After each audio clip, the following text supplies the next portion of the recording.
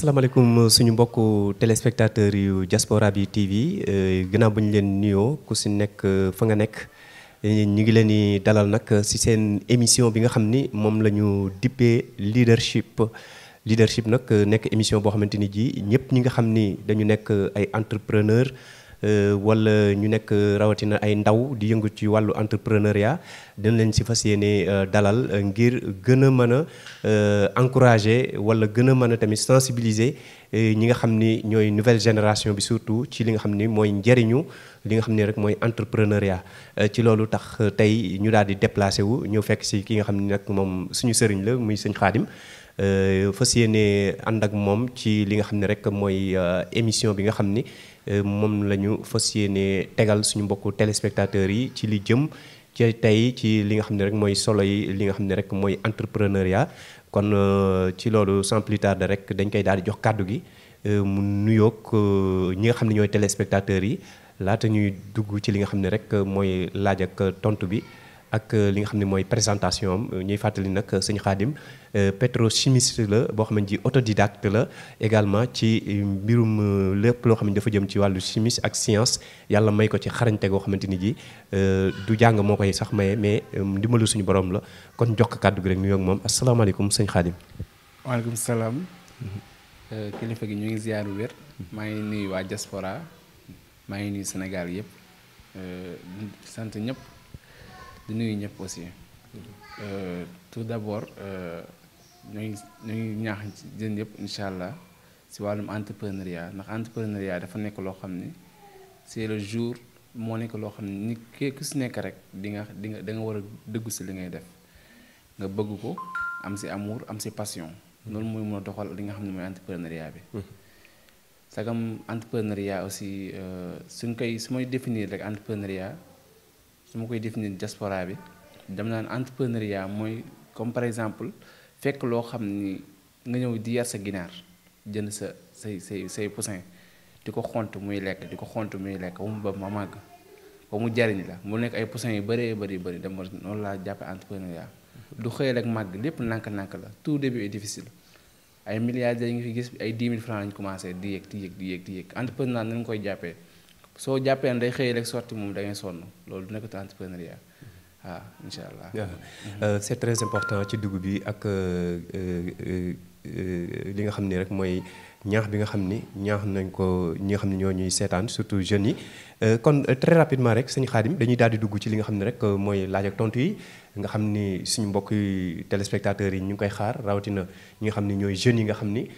xañ na ñi ngi diplômé jàng nañ ba pare toog di xaar. ñu embauché leen wala ñu xaar ñu am liggéey wala ñu xaar sax ñu woo leen ci barab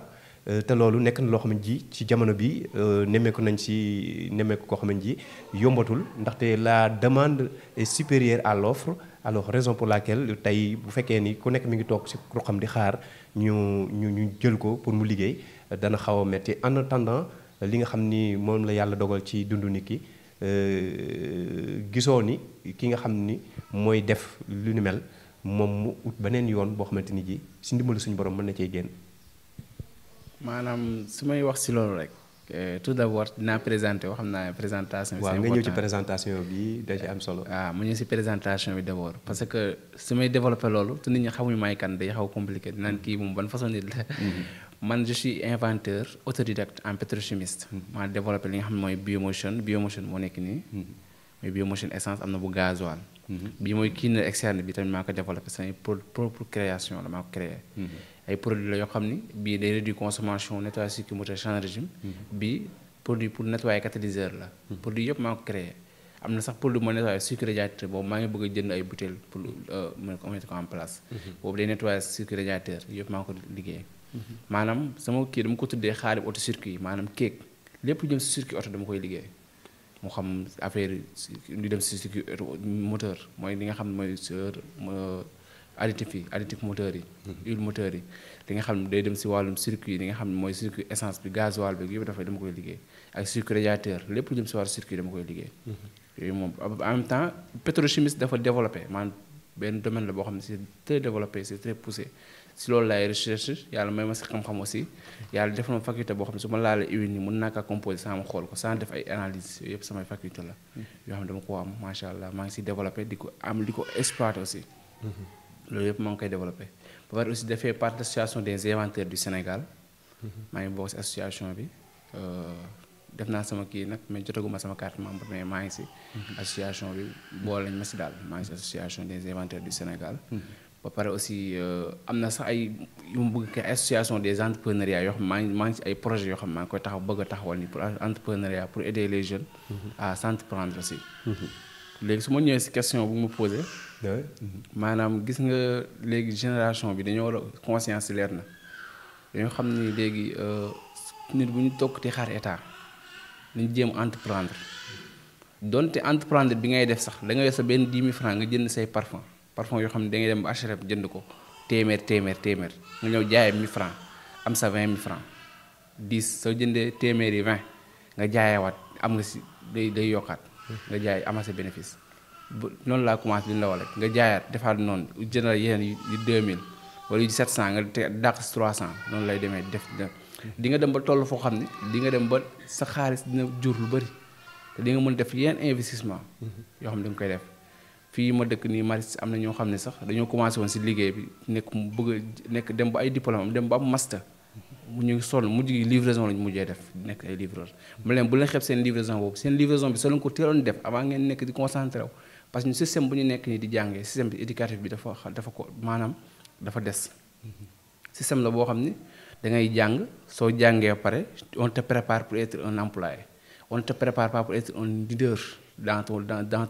ton travail. mooy l'enseignement général bi quoi. waaw enseignement général bi parce que dañ la war a defal loo xam ne da nga war a spécialiser si loo xam ne soo si génnee rek da ngay liggéey dem. nekkatul loo xam ne da ngay ñëw ba pare ñu naan non c'est que li la lay jàngal on te prépare pour être un secrétaire général on te prépare pour être un comptable yow comptable la nga mën a def moo def leneen du comptable loolu ku koy xalaat rek c'est un véritablement sous-développement. loolu moo ñu gën a sous-développé ñun Afrique. parce que soo xoolee su fekkoon ku nekk faculté bi nga mën moom na la jàppale nga dem kon ñëpp développé nañ ku nekk sa demal yaa ngi développé lu am solo parce que recherche moo mën a doxal réew maanaam ay recherche comme recherche yu ñuy def ay science ak créer yoo xam ne yu bees innovation ñii di créer am na ñoo xam ne dañuy créer hélicoptère ñii di créer lu nekk yooyu ñooñu suñu leen développé mën na def ay centre yoo xam ne centre de transformation la yoo xam ne day développé réew mi nit ñëpp ni si jariñu te loolu lay ni suñu suñu gis nga produit bi par exemple su ma jël exemple si Biomotion yi ay multinationales ñoo koy defar traitement essence comme Total Excellium comme Fuel CF bii maa ko liggéey di si def nànk-nànk di si taaba defar di defarul di jaay yàlla dafa mu am ay ñu mu gisoon ñu defal ma fayal ma def certification ba ma fayalee ma am sama certification SDS ma commencé liggéey def nànk-nànk maanaam produit yi may liggéey bëgg naa tam mu gën a développé parce que fekkoon ni par exemple état def na si teg na sa loxoom dina dem ba nekk loo xam ne ñëpp si jariñ day nekk fierté réew mi comme Total li nga xam ne mooy ñëw investir si yenn dëkk yi ñëw seen dëkk bi ñoo si jariñu mooy waa France pourquoi pas ñu ne si ñu am suñu marque Biomotion bi tamit ñeneen jariñu si Sénégal jariñu si ñu exploité ko si France exploité ko sous région bi yëpp Afrique parce que loolu gëm-gëm la ak leadership moo koy def parce que leadership boobu moo ñu manqué ñu Sénégal dañu war am benn esprit boo xam ne esprit de dañuy war a conscientiser wu maanaam ñu dañu bëgg mbir mi daa war a sotti ñu nekk si ba pare nit ñi tamit jàppale ñu si loolu moo ñu mën a doxal suñu réew quoi incha allah. voilà en parlant des innovations ak li nga xam ne mooy leadership am na loo xam ne ci tamit mbokk ñiy seetaan war nañ ko gën a xam si sëñ Khadim dem na ba poussé ay études am mais jotul sax décroché bagam mais tey mi ngi def loo xam ne ji comme ni ñu koy waxee ndimbalu suñu borom la don la ñi jàng na ba am ay licence am ay master am ay doctorat te xañ na li la yàlla may nii ñoom mënuñu ko ci loolu mën nga ñëw sa parcours tuuti sa cursus scolaire ak mbir mi nan la feeñoo. waaw man sama cursus scolaire moom su ma fay jaar man damaa jàng comme ñu ngi jàngee damaa def CI CP ma daara laa njëkk a jàng sax mu jàngee daara ñu def CI def CP C1 C2 di yéeg ba CM2 am sama entrée en sixième foofu moom mosuma redoublé yàlla dafa def mosuma redoublé ma defaat continuer sixième di yéeg troisième ma ba am sama BFM d'office 10e du centre je me rappelle 10 heures du centre laa jël xaw ma 8e du centre ma ñëw continuer waat boobu ba may nekk troisième nag suma foofu laay taxawee foofu laa gën a passionné si wàllu recherche ba quatrième ba ma commencé def PC si la ma PC du ko neex ma affaire science si laa commencé na di recherche bu ma defee troisième nag si laa commencé enregistré benn application bu mooy logiciel la si dama teel a manipuler ordinateur boobu noonu affaire Encarta Junior la tudd dañuy jàngale affaire science yu bëri discipline yu bëri ay loolu lépp la ñuy jàngale ay science mathématique yëpp la ñuy jàngale ay géologue affaire yu bëri daal c'est extraordinaire lu bëri la ñuy jàngale moom laa ñëw exploité di si documenté wu xam ne documentation yooyu noonu day tax nga am culture générale affaire science affaire yu bëri si laa commencé nag di xalaat di documenté wu di ko forger foofu ba am culture lu bëri daan def ay affaire yu bëri ay jàngat yu bëri di comprendre lu bëri ba ma defee ne seconde première dafay première après ma def terminale si laa defee bac premier S ba ma ko defee après si laa def terminale ba ma defee terminale nag après nag ma def bac aw ma defaat bac def ko 3 fois aw ma si laa bàyyi jàng man lii aw ma damay tardé xaaral ma dem defi li nga xam ne mooy formation logistique ma def ko 2 ans transit laa def école douane jóge fa ñëw def transport logistique si ma ko defee nag si laa année boobu noonu si laa nekkoon def ay recherche maanaam recherche yu ma doon def moom yàlla mu def mooy ma si daan di si xalaataat toog mi benn jour la un bon jour lépp si xalaat day commencé comme créer lampe sax dafa toog xalaat ko Nikola Tesla ku créé wax P égale mg mooy Newton Isaac Newton dafa tëdd pomme bi wadd si kaw muy xalaat mu la ma war a waddal pomme bi mu nekk def ay recherche man ne damaa toog di xalaat ba ni man xaaral jël oto yi nii war nañ am loo xam ne war na mën a wàññi seen consommation réduire seen consommation man produit ba ma koy defar sax tuddee ma ko biomotion xam na ma ko tuddee biodiesel man damaa inspiré si biodiesel ma gis ni biodiesel dafa nekk produit boo xam ni dafa baax dafa fertile si moteur bi te moo gën a moindre li nga xam ne mooy di kii maanaam pollution environnementale bi da koy moindre moom laa inspiré man xaaral ma defar ko si laa defaree loolu noonu xalaat ko defar ko inspiré si biodiesel defar ko si laa commencé na di lancer mes projet bu ma ko njëkkee defar nag am na tuuti faay parce que invention noonu la première invention bi day des nga koy améliorer di ko améliorer ba nga trouver le bon contenu le bonne formule bi soo paree nga dem ko tester ko laboratoire ñu valider ko après nga commencé topp formule boobu nga continuer même formule même procédé bi nga koy utiliser di ko defaree noonu si noonu laa développé sama kii ba ma fa jugee nag def naa li nga xam ne mooy ay quelques formations en li nga xam ne mooy gérant de station service maanaam def naa formation boobu noonu def naa ko gérant de station service pour comprendre un peu parce que domaine boo nekk su nee la autodidacte nga si rek gars yi dañu naan noo kii mais foo nga tamit ngay xaw a gëstu tuuti mais formation bi ngay def gis naa ni ba ma fa nekkee tamit lu ñu ma daan jàngal aussi c'est jàng naa ko ni c'est intéressant mais au delà xam naa si lu bëri dama si daan gëstu au plus que ñu daan jàng xam naa si woon lu bëri ma am si ay jàngat yu bëree bëri yoo xam ne dama ko daan def di ko développer foofu noonu yu bëree bëri ba def fa exposé sama biomotion bi ba gars yi apprécier yooyu noonu yooyu yëpp maa ngi ko doon def foofu noonu en plus de ça aussi dama nekkoon koo xam ne tamit dama passionné si wàllum science parce que science man moom mooy sama lépp man je vis que la science des fois du ma nelaw lu may nelaw guddi sax des fois du bëri noonu des fois ma nelaw des fois ma toog di recherche def sama recherche bi guddi laa koy def damay toog guddi gi recherche def ay recherche yu bëri trouver lu may trouver sama trouver dara noté ko am naa sama benn bloc note boo xam ne fa laay def samay affaire yëpp samay recherche ak samay affaire yëpp fa laa koy def lu ma recherche fa laa koy def am na yenn yoo xam produit yu bees yoo xam ne dama koy créer man chaque année dama bëgg a def 4 inventions loolu mooy sama objectif année bi benn invention ma des pour ma close ko année bii ñu nekk nii def naa biomotion def naa cleaner externe def naa cycle radiateur mu nekk ñaari 3 mu des benn boobu moom mooy additif bi dem si wàllum comme wins nu muy dem boobu moo ma dese pour moo close année bi xaar benn année bi ni may xaaree benn année bi mu am na yenn tam yoo xam ne tamit dama koy développé yoo xam génnagul moom lépp lu dem si waa circuit auto daal dama koy liggéey incha allah en parlant de produits yi nga xam ni mooy huile yi dem ci moteur auto yi da nga débuté ak biodiesel alors lan moo waral changement bi donc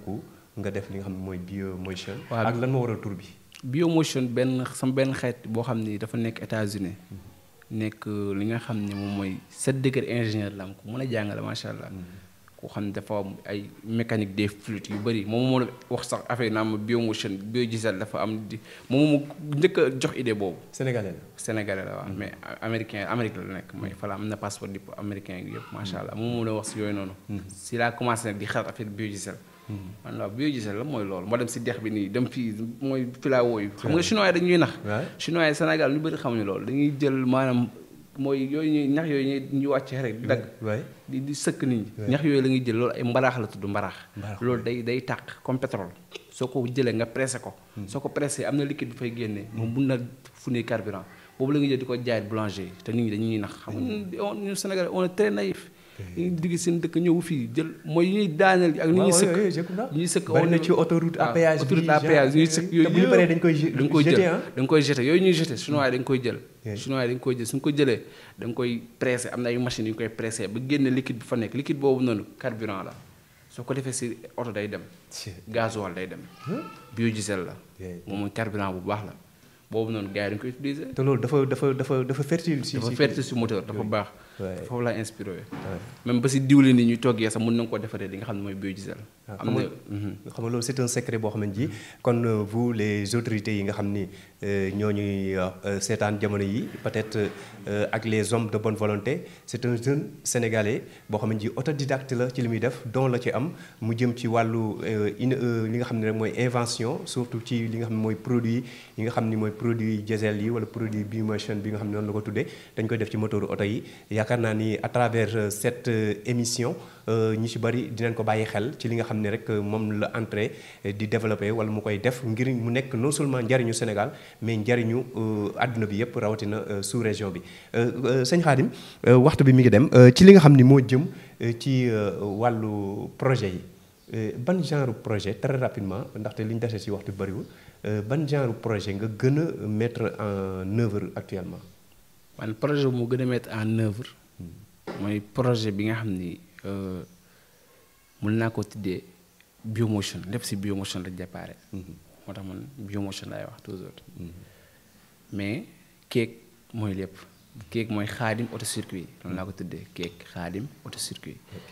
léegi biomotion bii bàyyi keek kii na externe bàyyi keek lépp bàyyi keek la man keek laa tuddee entreprise laa bëgg a tuddee ki nga xam ne mooy kii projet bi.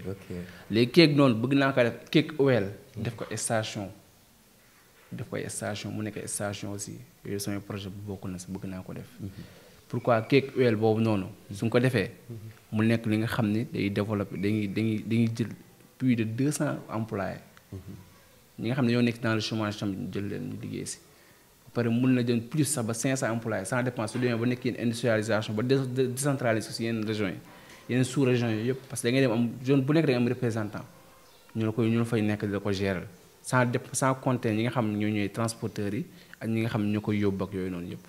maanaam tey keek day dem ba nekk benn entreprise bu mag. boo xam ni day développé li nga xam ne si wàllu huile comme Total nu mu mel. te multinationales yooyu ñoo loolu ñu développé ba def ko ñu pourquoi pas ñu def ko si biomotion bi. biomotion bi dem ba nekk li nga xam ni moom mooy mu tuddee ko keek boobu noonu dem ba nekk bu law fépp ñëpp xam keek. xaadim autocircuit. ñu xam ne ndaw Sénégal moo créé. lii nii ay scientifique yu bëri ñooy retrouvé wu ñi nga xam dañoo dem ba am doctorat def ay recherche poussé pour trouver test bi am na si ñoo xam ni sax dañoo jàmm am na sama benn client boo xam ne da koy utiliser ne man utilisé naa bu Shell mais yow sa bos bi du ma si gis moo gën a volume ba pare en même temps moo gën a amélioré man sama ba mu ko si defee sama régime bi dafa changé dafa nettoyé sama injecteurs yi en même temps aussi dafay réduire consommation bi ba pare day dundal moteur bi aspect yëpp da koy def. voilà en parlant de ça est-ce que jot nga am ay contact ci côté kilifa yi surtout ñi nga xam ne ñooy yëngatu ci wàllu pétrole ak gaz ñu ci mel ni waa SAR wala waa Petrosen pourquoi pas ñu xam ni yow tu es un fils sénégalais de bon teint alors xam nañ am na ñu la si jot a xam est-ce que ñu ngi def ay démarches pour jàppale la. bon def naa démarche yi ba ma demee émission Ecorex ak Abdou Diouf Junior def naa émission bi ma defee émission bi Abdou Diouf Junior mettre na ma rapport ak directeur de Charles Manar Sall ñu toog ñu waxtaan. bi ne on va vous accompagner et tout mais comme nee na moom ñuy wax tamit nee na dina yéex dina yàgg nag mais su yàggee loo muñ ma muñ wax na daal wax loolu. mais def mettre en rapport ak directeur de projet am. ñu mettre en directeur de projet bi ñu déglu ko yónnee ko projet bi mais ba léegi tontuwuñu. ñu ngi xaar nag ba léegi. yow mettre ñu en rapport. wowoon naa ko je pense que démb rek mais jotoon naa ko wax ak moom mais dafa nekk en réunion ni ma rappelé mais rappelé wu ma ba léegi maanaam. ñoom daal man daal ni ma si jàngat xaw na yàgg aussi ça a duré beaucoup parce que temps yii dama relancer ñëwaat relancer waat dem découragé waat bàyyiwaat ñëw relancer waat doo comprendre. da ngay waayu daal man affaire état mu dama dem ba ma nit ñi man ni pourquoi pas aussi su ma amoon sax benn partenaire boo xam ne c'est un partenaire boo xam ne ñoo bokk gis-gis ñoo bokk li nga xam ne moom mooy vision Sénégal. mooy entrepreneuriat ba pare en même temps développement réew mi. man genre yooyu laay gën a mën a liggéeyal mais des fois tamit doo jël. benn structure nationale nga bëgg a liggéey ak moom baax na trop c'est avantage mais di day jafe pour nga am parce que des fois xam nga Sénégal dafa xaw a doy waar. des fois pour ñu gëm sa produit yi rek day jël temps gars yi rek naan foofu ma testé ko man nangu ma d'accord bañu ma ko testé ku bëgg mën naa la may nga testé garaawul. soo testé nga xam di nga gis produit bi te di nga jëndaat. loolu du problème. mais lu ma si bëgg mooy lenn mooy que ñun Sénégalais ñu jàppalante suñu biir. parce que lii nii may def man am naa brevet sama brevet moo ngi en cours léegi mu génn.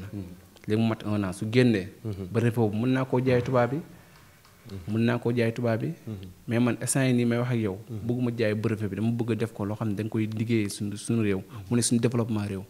mais nga jël benn 1 milliard jaay ko brevet bi jël sa xaalis def si investir si leneen mais nga jël ko mu yowoo nga liggéey ko sa réew moo gën. Sénégal jàpp si ñu liggéey. dëgg la ci loolu est-ce que yow jot nga def benn démarche ci côté présidence. pourquoi ndaxte lu mel ni xañ na njiitu réew mi conscient du Sénégal émergent ak bëgg tamit suqali emploi des jeunes est-ce que lii tey bu ci jotoon du nekk loo xam ne dina ci réagir.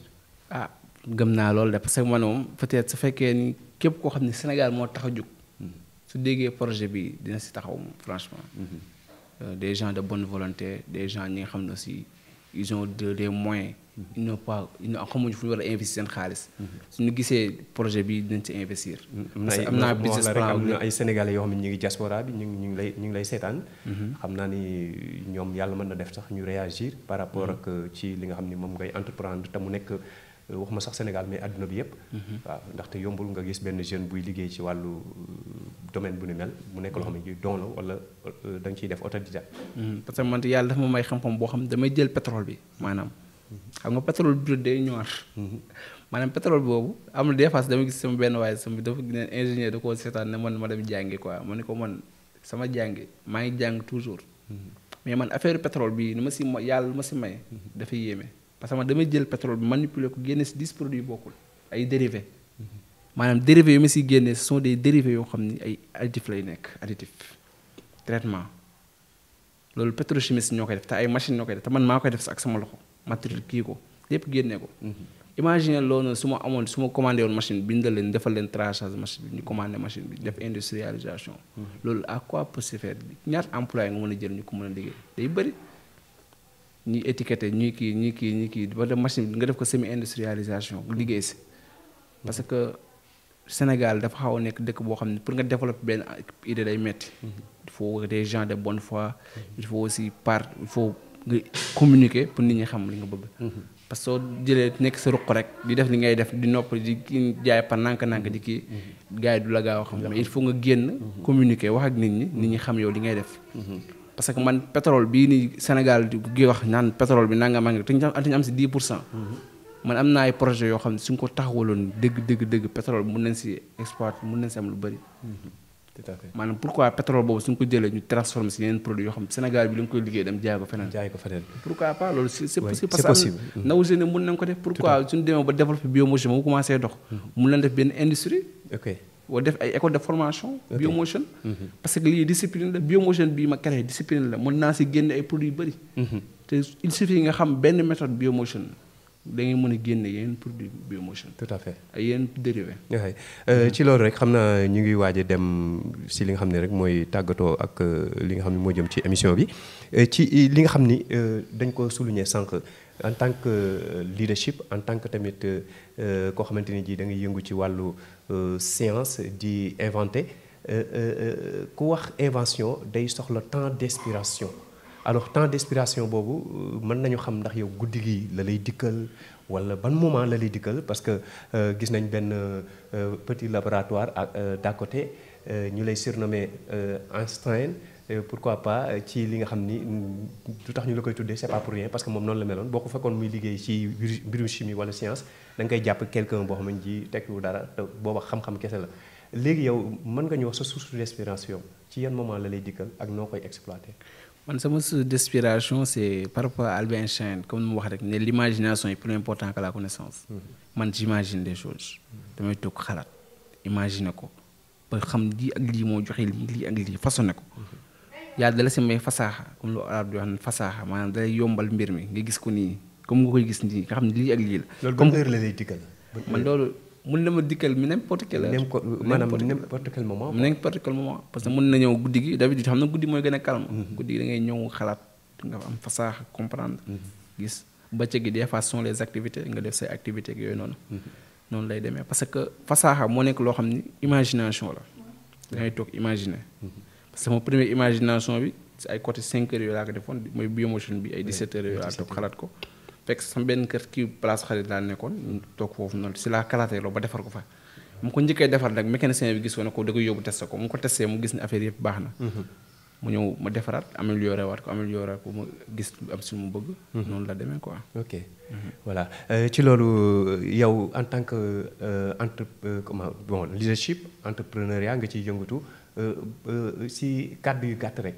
nan la ki nga xam ni mooy leadership wala mu yëngu ci mbirum entrepreneuriat ban comportement ak ban kii la maanaam ci nan la war a doxalee pour ñu war a xam ni kii vrai leadership la pour mu réussir. en entrepreneuriat da nga war a gëm sa bopp d'abord. da ngay gëm sa bopp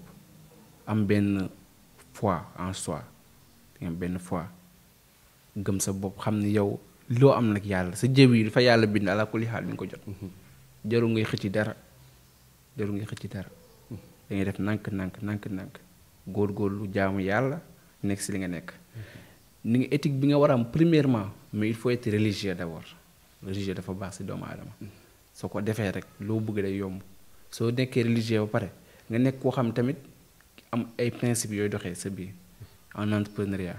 bañ di tooñ kenn bañ di lor kenn en plus de ça aussi am ay vision ak ay objectifs prendre des objectifs même semaine hebdomadaire sax da nga ko war a am hebdomadaire nga ni semaine bi objectif bi laa am nga bind ko noté ko semaine bi objectif bi laa am nga bind ko annuel nangam ak nangam mensuel bind lépp nga bind ko noonu ngay développer di évoluer par nànk-nànk nga xam ni étape bi soo ko passé yaa ngi ci benn étape noonu lay demee di évoluer propre yow li nga am c'est propre moyen di dox nànk-nànk ba ko de yàlla di la boole ak ay nit yoo xam ce sont des gens de bonne volonté wala état bi tamit jàpp si su fekkee état boo xam ni état bu tax ñu ne état la dëgg ñoom bëgg na suñu développement réew jàpp si suñu si jàppee rek incha allah affaire bi day dox. voilà kon le mot de la fin boo xamante ni ji di nga ko jox surtout jeunes yi nga xam ne comme ñun la ñu seetaan te nekk ci yoon boobu wala ñi nga xam ne ñooy kilifa yi te ngànk réew mi ñu mën a jàppale ñi nga xam ni ñoo ndaw ñi nekk ci yoonu entrepreneuriat. waaw kon nu may wax ñëpp rek di ko digle mooy que doomu aadama yi dañoo war a jàppalante comme Yonent bi sallallahu alayhi wasallam wax nee na innamal mu'minuna ikhwa maanaam ñëpp ay mbokk la te lu ñu gëm mu ko lu dul nga bëgg sa bopp nga bëgg sa mbokku jullit loolu esprit de partage boobu tant que mu ngi am si ñun loolu moom la développé réew xool yi day nekk benn gis nga Omar ibn Khattab ba mu nekkee woon si nguur gi dafa nekkoon ba amatuñ sax ku ñu jox li nga xam ne mooy azaka ndax nu meloon ndax nit ñi ni ñu doyloo woon ak nit ñu amul lu ñu esprit de partage maanaam socialisme boobu noonu suñ ko développé woon day facile li nga xam ne mooy dundin bi maanaam dundin bi waxuma socialisme système socialiste comme ni nga koy waxee mais système bu may waxee mooy système boo xam ne nit ko respecté doomu aadama respecté ko parce que agression yi ngay gis ak yeneen ak manque d'emploi yi nga gis ak chômage beeg nit ñi metti di def lu nekk lu yëpp mentalité yi ñoo taxul mentalité yi moo tax parce que base bi éducation bi la léegi éducation yi dafa yàqu maanaam dañ ko waroon façonner si li nga xam ne mooy les éthique et la déontologie comme journaliste yi ni nga ko amee éthique et la déontologie suñ ko xamee suñ ko basé si loolu c'est affaire religieuse basé ko si éthique déontologique ak doctrine yoo xam ne doctrine intéressant la bañ di jàng doctrine yi nga xam ne doctrine tubaab yi jàpp loolu doctrine yi nga xam ne ce sont des gens de référence ñoo xam ne ce sont des gens ñoo xam ne ce sont des gens pieux nga jàng seen doctrine dund comme fi ñuy dundee nitu yàlla yu bëri nañ fi am na Sénégal ay nitu yàlla yenn dëkk am na fi nitu yàlla saxaaba yaa ngi fi ñun ñoo ngi fi ñun ñoo ngi fi suñu nit ñi baax ñi ñoo ñëpp a ngi fi maanaam loolu noonu doctrine yooyu suñu ko développé loolu la ñu mën a am li nga xam ne moom mooy li ñu bëgg si suñuy ndaw suñu ndaw yooyu dañuy conscience lu ñu nekk ba pare bëgg lu ñu bëgg suñu réew gëm suñu réew focalisé wu ba soo leen waxoon sax Sénégal drapeau Sénégal suñ ko téye woon sax su loolu soo dem jëm paaka sax duñ ko waddal ndax duñ ko bëggee maanaam loolu nga patriotisme boobu noonu mu xaw a jafe si Sénégal parce que loolu foog ñu forger ko au niveau de à l'école depuis C1 C2 CM1 CICP yooyu noonu ko war a forger lan la ñu war a def suñu réew leçon de civisme waaw civisme yooyu dañ ko war a gën a améliorer de telle sorte que Sénégal dañ ko war a mettre en place mettre ak l'accent civisme bi da nga ko war a jàngal sax ba université. tout à fait loolu da nga ko mais fii kase woo da nga ko war a jàngal ba université. pour jeunes yi nga xam ne suñu seen xel yi neexul parce que dañuy fàtte am na ñoom dañuy fàtte li ñu jàng civisme yëpp fàtte nañ ko. sama classe bi mais dañu leen ko war a jàngal ba université. ñu koy xam civisme bala nga am doctorat sax foog nga am civisme. civisme foog nga soutenir sa thèse. loolu day tax développement réew da si am. tout à fait loolu day tax nit ñi dañuy discipliné wu dañuy xam lu ñu bëgg. xam li nga xam ne moom mooy objectif de développement loolu mooy ne développement réew.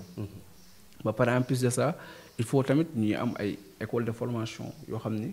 dañuy teel a li nga xam ne mooy spécialisé wu. à l'âge de 3e rek spécialisé wu la ñu waroon def soo demee ba nekk 3e spécialisé si benn domaine. étude supérieure jàng bu sori am xam-xam boo xam ne da nga siy jariñu moo ëpp solo. boo xam ne di nga mën a créer dara. nga mën a xalaat dara ba defar ko moo ëpp solo. que ngay jàng bu sore te yow yaa ngi jàng di ngay jàng li nga si xaar yëpp mooy emploi ñu jël la. ngay liggéey théorie rek ngay def. te li ngay théorie yëpp ay discipline la. su ma neexoon sama biomotion bi te commencé naa ko sax bind ko def ko ay benn paragraphe mun naa sax bind livre bu toll nii. comme livre Albert Einstein bi. mun naa ko bind livre bu toll nii livre bi yëpp ma def ko biomotion. di ko jàngale. discipline la. réaction yi ngay gis yëpp ay discipline la. réaction yi ngay gis ay réaction yu bëri am na réaction bu nekk ay tur scientifique moo ko def sama biomotion bi tudd réaction la su ma neexee mu tuddee ko réaction biomotion bàyyi keeg bàyyi xaadim mu nekk suñu de volonté ñu koy jàng scientifique yi di ko jàng bu yóbbu ko ba France pourquoi pas parce que dañoo gëmwu suñu bopp loolu yëpp suñu njiit yi moo tax mais nag njiit yi tamit dañ leen di delloo njikkal aussi mais su fekkee ne par exemple dañoo war a def lenn xam nga njiit yi yombul ni nga di nga jiite yow li ngay jiite doo xam sax des fois di nga bëgg dara fekk ni yow say kii ñoo ko dul def loolu tamit day am ñi lay jege say entourage bi des fois di nga bëgg dara wala nga jox benn somme ne leen joxal ma ko jeunes yi say entourage bi du nga ko joxe waaw loolu day am solo buur soxoru dag yaa soxor loolu problème bi man nag je suis pas politicien loolu sama kii man man nationaliste la quoi développement réew rek mu yitteel man lu may kii Sénégal ak président bu mën a toog mu nekk président boo xam ne président bu mu si nekk mu am njëriñu réew mi ba si Macky Sall mi yàlla na ko yàlla yombal mu téye réew mi ba ñëpp jubóog moom man loolu laa koy ñaan parce que man politique moom dama si waxul lu bëri man damaa nekkul politique kenn gars yi dañu naan ma doo dugg si politique bi léegi nga am xaalis nga finance sa projet bi dama si maire Hann Bel-Air bi dama si kii man leen man ay politique dama seen nekkul man dama gëm réew mi ni ma gëmee réew mi mooy que damay bëgg développement réew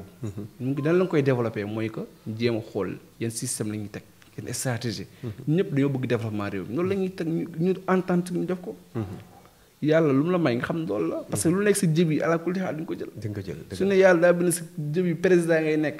ministre ngay nekk da nga koy nekk mais affaire wu gëm-gëm la laaj foo nga am éthique ak déontologique pour nga dundee noonu kenn bañ la corrompre si dara nga gëm li nga gëm nekk si ala kulli xaal yàlla dina la defal li nga bëgg te di nga am satisfaction si li nga bëgg waaw noonu laay expliquer gars yi tamit yàlla nañu yàlla yombal lépp yàlla nañu yàlla defal tawhid ak taqwa ragal yàlla loolu am solo ñu jullit ñi chrétiens yi tamit ñoo lañu sant di leen gërëm ñu ñëpp di sant comme dëkk bi tamit dëkk laïque la am na ay chrétiens am na ay musulmans ñoom ñëpp ma leen nuyu di leen sant ñoom ñëpp di sant suñuy ñaar waajur waaw di julli si Yonent bi sallallahu alayhi wasallam di sant ñëpp di sant kontaan nañ tamit si teew bi ngeen ñëw fekk ñu suñu bureau bi waxtaan seeg ñun sottante xalaat kontaan nañ si di sant ñëpp di gërëm ñëpp incha allah merci beaucoup mu nekkoon sëñ Serigne Khadim Thiam autodidacte boo xamante ni ji yàlla may na ko xarañte ci li nga xam ne lépp moo jëm ci wàllu produit gaz pétrole rawatina moteur huile moteur yi nga xam ni moom la ñuy jëfandikoo ci li nga xam ne rek mooy oto yi mu yàlla may ko ci xarañte may ko ci xam-xam boo xamante ni ji mérité na kilifa yi gestu ko bàyyi ko xel jàppale ko en tant que jeune entrepreneur boo xam ne ji doomu réew mi la jéggaaniwuñu ko kon la ngay laax jaay bala ngay laax jaay da ngay laax lekk te yaakaar naa ne suñ ko jàppalee dinañ am benn futur Cheikh Anta Diop incha allah te loolu ngëm-ngëm la kon buñ ko négliger buñ ko tamit fakkatal nañ ko jàppale si loolu rek ñuy lancer un appel à l'endroit de toutes les autorités du pays moo xam classe politique wala classe bu mu mënti doon ci opposants yeeg ñëpp ak homme de bonne volonté yi ñu gëstu ko jàppale ko te xam ne bu ñu ko jàppalee réew mi lañ jàppale te ku réew mi ñor ni jeunes yu mel nii dañ leen war a jàppale ci li nga xam ne moom la ñuy yëngatu rawatina ci wàllu développement bi nga xam ni wàllu science la nga xam ni dafa rare produit bu rare la ci àdduna bi tey comme ni ma ko doon waxee au téléphone bu doon États-Unis la jël nañ ko bu yàgg financé nañ ko def ci moom ay milliards kon pourquoi pas Sénégal kon nag ñu bàyyi ci xel bu baax a baax di jaajëfal suñu mbokku téléspectateurs yi nga xam ni ñooy ànd ak ñun ci seen émission bi nga xam ni moom la ñu dippee leadership incha allah très prochainement dinañ dalal beneen leadership dinañ dalal tamit beneen entrepreneur ci li nga xam ni mooy demoon entrepreneuriat nga xam ni bokk na ci li gën a soxali réew rawatina réew yi nga xam ni dañoo nekk ci yoonu yokkute te suñu réew bokk ci di Sénégal ñu jaajëfal toute l'équipe technique Dave moo nekkoon ci caméra bi ak soxna Maguette Lo ñoom ñëpp ñu ngi leen di sant ak toute l'équipe de Diaspora bi TV di leen jox rendez-vous ci beneen numéro